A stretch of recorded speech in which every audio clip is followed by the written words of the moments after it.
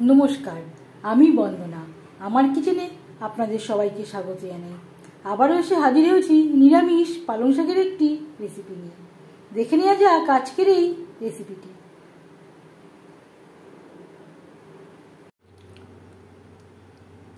আজকের রেসিপি পালং শাকের ঘন্ট। পালং শাকের ঘন্ট তৈরি করার জন্য আমি এখানে পরিমাণ মতো পালং শাক নিয়েছি। গোড়ার অংশটা বাদ দিয়ে দিয়েছি। পরিষ্কার করে জল পাল্টে পাল্টে ধুয়ে নিয়েছি। ধোয়ার আগে ঘাস বেশ ভালো করে বেছে নিয়েছি। আর নিয়েছি পরিমাণ মতো কুমড়ো, দুটো বেগুন। কুমড়ো বেগুন টুকরো করে কেটে নিয়েছি আর পরিষ্কার করে ধুয়ে নিয়েছি। পরিমাণ মতো রিফাইন্ড অয়েল গরম করে নিয়েছি। দিয়ে দেব বড়ি।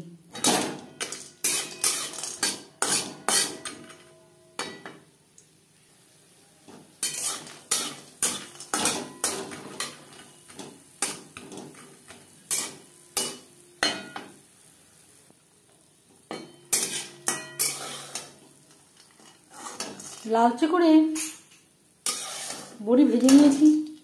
একটা পাত্রে উঠিয়ে দেব।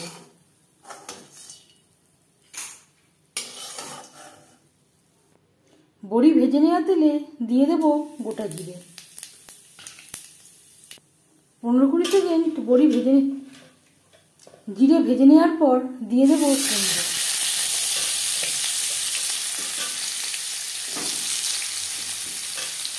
আমি রান্নাটা রিফাইন্ড অয়েলে করছি, আপনারা চাইলে যে কোনো কুকিং অয়েলেই করতে পারেন।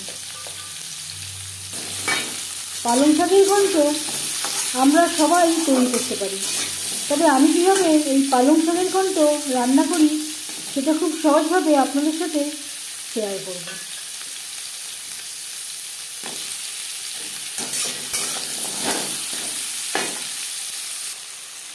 দু 3 মিনিট নাড়াচাড়া করে নেওয়ার পর দিয়ে দেবো সামান্য পরিমাণে আদা। আমি থেতো করে নিয়েছি।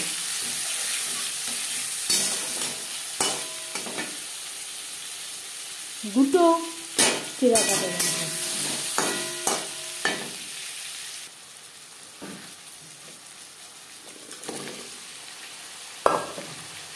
আর দিয়ে দেবো বেগুন।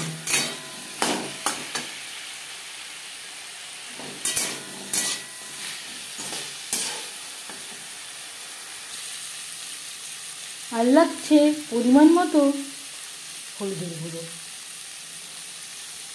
স্বাদ মতো লবণ। হলুদ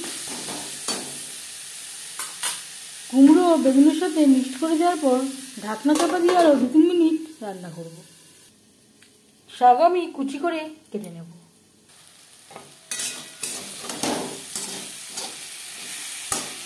কুমড়ো বেগুন 60% কুক হয়ে গেছে। এই পর্যায়ে দিয়ে দেবো পালং শাক। পালং শাক সেদ্ধ হতে একেবারেই সময় লাগে না।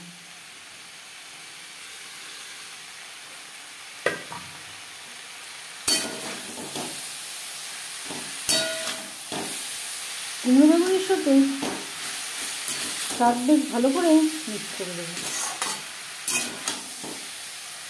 রান্না করব হাই টু মিডিয়াম ফ্লেমে।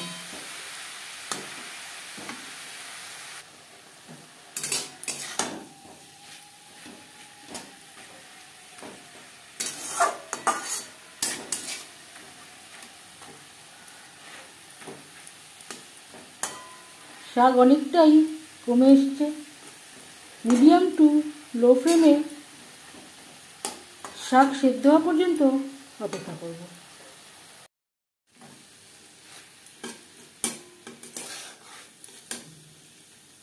শাকের সাথে বেগুন কুমড়ো বেশ ভালো করে সুসিদ্ধ হয়ে গেছে। দিয়ে দেব ভেজে রাখা বড়ি। আমি গুঁড়ো করে নিয়েছি, একেবারে মিহি করে গুঁড়ো করে নিই, একটু দানা রেখে গুঁড়ো করে নিয়েছি। গ্যাসের ফ্লেমটা বন্ধ করে দেব। নিরামিষ পালং শাকের ঘন্ট রেডি সার্ভ করার জন্য। এই রেসিপিটি কেমন লাগলো অবশ্যই জানাবেন কমেন্টের মাধ্যমে। যদি এই রেসিপিটি ভালো লেগে থাকে লাইক করবেন, শেয়ার করবেন, সাবস্ক্রাইব করবেন আমার চ্যানেলটিকে, বেল আইকনটা প্রেস করে দেবেন। যখন আমি নতুন ভিডিও আপলোড করব তার নোটিফিকেশান সবার আগে আপনার কাছে পৌঁছে যাবে। আপনারা সবাই অনেক অনেক ভালো থাকবেন। এই ভিডিওটি দেখার জন্য ধন্যবাদ।